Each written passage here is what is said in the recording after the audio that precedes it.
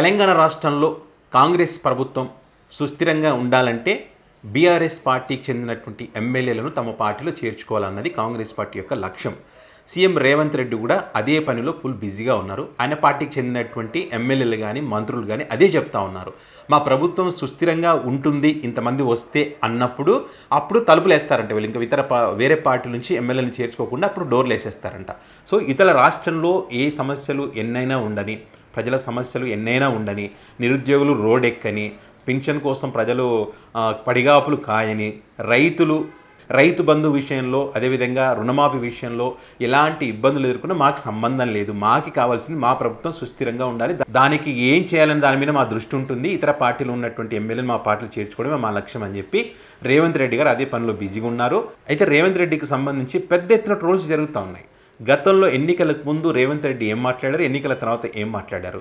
అనేక మంది ఎమ్మెల్యేలు పార్టీలు చేరుతూ ఉన్నారు. అనేక మంది అవినీతి పరులు ప్రజలను మోసం చేసి అవినీతి చేసి సంపాదించుకున్నారనేటువంటి ఆరోపణలు చేసినటువంటి రేవంత్ రెడ్డి, పార్టీలు మారేటువంటి వ్యక్తులు ఎవరైతే ఉంటారో వాళ్ళని రాళ్లతో కొట్టండి అని చెప్పినటువంటి రేవంత్ రెడ్డి, అదేవిధంగా వాళ్ళ ఇంటి ముందు చావడప్పు మోగించండి అని చెప్పినటువంటి రేవంత్ రెడ్డి ఇప్పుడు అదే పని చేస్తూ ఉన్నాడు. ఇప్పుడు ఎవరింటి ముందు చావడప్పు మోగించాలి? రాజ్యాంగం విలువలు, ప్రజాస్వామ్య విలువలు అని చెప్పి మాట్లాడి నువ్వు వాటిని కూని చేస్తున్నావు కాబట్టి నీ ఇంటి ముందు చావడప్పు మోగించాలనేది ఇప్పుడు చర్చ. ఇవి పటాన్ చెరువు ఎమ్మెల్యేకి సంబంధించి నీ పార్టీలో చేర్చుకున్నావు. నువ్వు ఎన్నికల ప్రచార సందర్భంగా ఆ నియోజకవర్గ ఎమ్మెల్యే గురించి ఒకసారి చూడండి, ఆయన ఏం మాట్లాడారు ఫస్ట్ వినండి.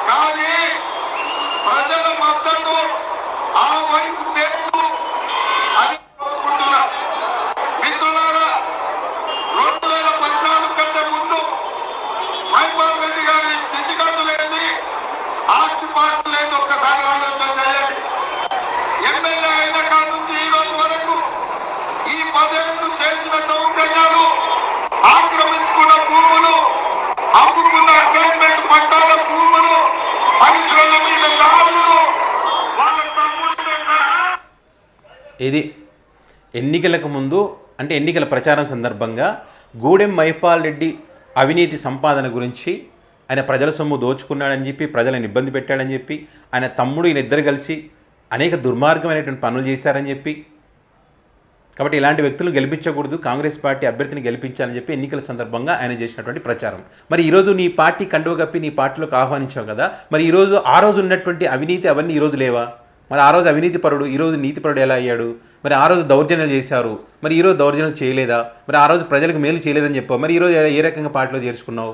అవతల పార్టీలో ఉన్నప్పుడు అవినీతి పరులు, అవినీతి మరక ఉన్నటువంటి వ్యక్తులు నీ పార్టీలోకి వచ్చేసరికి నీతి పరులు అవుతారు, మరక కూడా ఉండదు. ఇది వాషింగ్ పౌడర్ నిర్మా అని చెప్పి ఒక యాడ్ వస్తుంది కదా, ఆ రకంగా వాషింగ్ పౌడర్ నిర్మా అంటే మరకలు ఉన్నటువంటి బట్టలకు ఆ నిర్మా వాషింగ్ పౌడర్ వేసి కడిగితే తెల్లగా అయిపోతుంది. నీ పార్టీలో వచ్చి నీ పార్టీ కండువ కప్పుకుంటే వాళ్ళకు ఉన్నటువంటి అవినీతి కానీ, దుర్మార్గం అనేటువంటి పేరు కానీ, ప్రజలకు మేలు చేయడనేటువంటి పేరు కానీ, వాళ్ళ అన్నదమ్ముల దుర్మార్గాలు ఏవి కూడా కనపడవు. నీ పార్టీలోకి వచ్చేసరికి అంతా తెలిపైపోతుంది, క్లీన్ అయిపోతారు వాళ్ళంతా.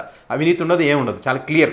అవతల పార్టీలో ఉంటే అవినీతి పరులు, ఇవతల పార్టీలకు వస్తే వాషింగ్ పౌడర్ నిర్మా పౌడర్ వేసి కడిగేస్తారు, తెల్లగైపోతారు. సింపుల్. ఎన్నికల ముందు ఒక మాట, ఎన్నికల తర్వాత ఒక మాట. మరి ఆ వ్యక్తి ఆ రకంగా చేస్తున్నాడు, ప్రజలను మోసం చేస్తున్నాడు, ప్రజాస్వామ్య విలువలను తీస్తున్నారని చెప్పి ప్రజలు నిన్ను గెలిపిస్తే నువ్వు కూడా అదే పని చేస్తావు అంటే ఇంకా నీకు ఆయనకు పెద్ద తేడా ఏముంటుంది? సో రేవంత్ రెడ్డి సార్ కూడా మరొకసారి అధికారులకు రావడానికి ఏమైనా చెప్తాము, అధికారంలోకి వచ్చిన తర్వాత మేము వాటిని పాటించామని చెప్పి తెలంగాణ రాష్ట్ర ముఖ్యమంత్రి రేవంత్ రెడ్డి మరోసారి నిరూపించాడు. ఇంకా చాలామంది ఉన్నారు, చాలామంది ఎమ్మెల్యేలు ఇతర పార్టీలో ఉన్నటువంటి అవినీతి అక్రమాలు చేసినారని చెప్పి వీరు ఏదైతే ఆరోపణలు చేశారో అదే ఎమ్మెల్యేలు మళ్ళీ పార్టీలు చేసుకుంటున్నారు. గద్వాల ఎమ్మెల్యేని పార్టీలు చేసుకున్నారు. ఆ రోజు విన్నప్పుడు బంగ్లా రాజకీయాలకు చర్మగీతం పాడాలన్నాడు, మళ్ళీ అదే వ్యక్తిని పార్టీలో చేర్చుకున్నారు. ఇట్లా చాలామంది ఎమ్మెల్యేలు ఇంకా రాబోతున్నారు. సో మరి వాళ్ళందరూ కూడా వీళ్ళు ఏం చేస్తారంటే వాషింగ్ పౌడర్ వేసి కడిగేస్తారు.